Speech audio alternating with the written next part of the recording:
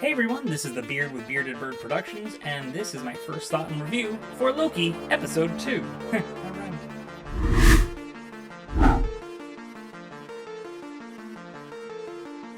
Now, if you have not seen Episode 2 of Loki yet, please do watch it. It is a great episode, and there are spoilers in this, so you have been warned. Spoilers. Woo! So, Episode 2, I think that it continues the great process that is actually pretty impressive, that they have to retrain Loki on, his emotional character development. And this is going to be something that I'm going to be keeping an eye on throughout the entire season. I'm a sucker for solid character development, and this is a unique experience where Loki, as we've seen him, has already gone through his full arc from the first Thor movie all the way to Avengers Endgame. So now we have to somehow see a similar but different, refreshing arc. And I think it's really unique on how they're going to showcase that. They actually pinpointed it a couple times throughout the episode. I'm going to kind of break that down. The first time that they really showcase his character is they remind us of, honestly, how he was in the first Thor movie. When he goes into the tent, the medieval tent, which I thought was hilarious because it's all about misdirection. So they go into this medieval area. It's like, oh, it's a Ren fair. I thought that was fantastic. But they go into the tent and Loki does his whole spiel. It's like, oh, well, this is what I would do. This is what this person does. And he's stalling for time to see what happens, because that's, the mischievous little scamp he is. But it's very two-dimensional. It's that's the very two-dimensional Loki of, this is my performance, here we go.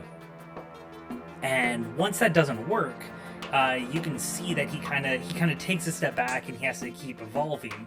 I love the fact, and Owen Wilson I still think he steals the show, but I love the fact that once Mobius kind of calls him out on his act, curse on here, and I don't know if there's kids listening, sorry.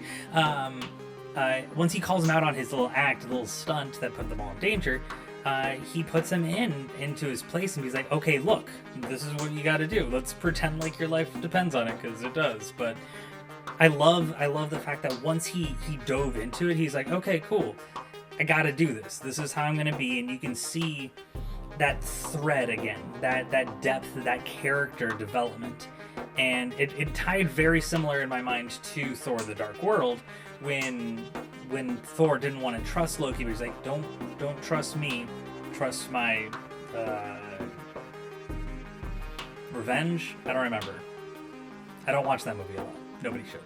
It's not that good. But once they got to that point, it was okay, cool. He's moving forward in this moment, followed by the deception at the very end. Now, I think at the very end, when Loki did go through the portal with Lady Loki, more on that later, when he goes through that portal, I don't think that was more of a betrayal to Mobius as much as it is just curiosity. Because he knows that if he stayed with Mobius in the TVA, they would have lost her. They would have lost her, and they would have had to try and find her again. So, by sticking with her, he actually does the TVA a favor, and I think we're going to see that either in Episode 3 or Episode 4, where it comes back full circle that he is still trying to help the TVA because of Owen Wilson's belief in something bigger. And I think that there is something really important there. I think that belief is kind of inspiring to Loki, because I think Loki jumps around a lot. So the fact that Mobius is like, yeah, I'm solid in my foundations, you should be too. And I think that really does speak to him to an extent. Let's talk about Lady Loki. I don't think it's Lady Loki. I don't think it is a female version of her. They went through the different variants of Loki. There were obviously a lot of differences, but one thing that we did notice, all of those variants had black hair.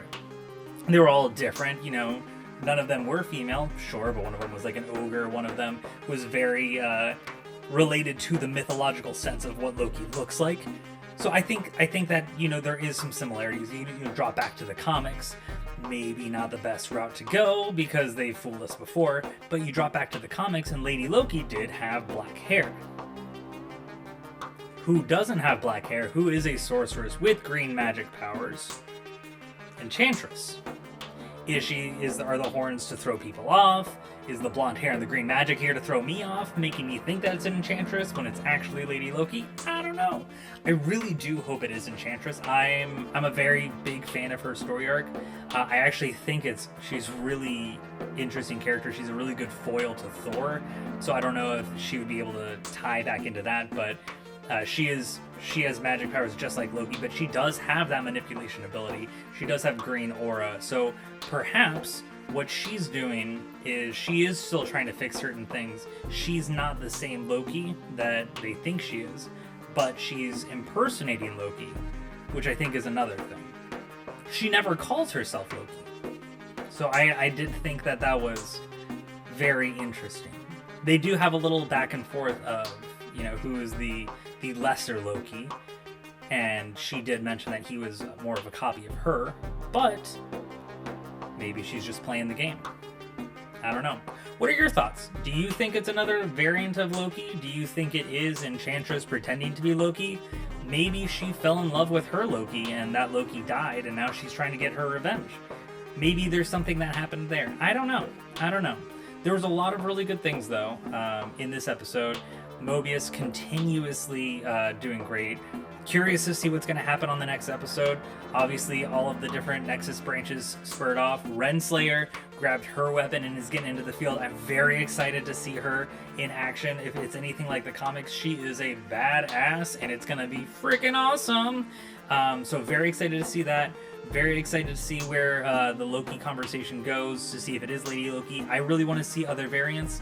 I think that we're going to start seeing, with all the different Nexus points, I think Loki is going to have a little bit of fun. I do think it's going to be around episode 4 that we're going to see that he is full circle still with the TVA. But I think that the next episode there's going to be a lot of mischief, and mayhem. It's going to be good. Anyway, put your thoughts below. What do you guys think of the episode? What do you think of the show so far? And what do you think is going to happen? I'm all ears. I'll talk to you guys next time. And thanks for sticking by to the very end. And if you did stick by to the end and you haven't subscribed yet, what are you doing? If you can listen to my voice this entire time, click that subscribe button. Do it. Please. Thank you. I'm assuming that you clicked it. That's why I said thank you.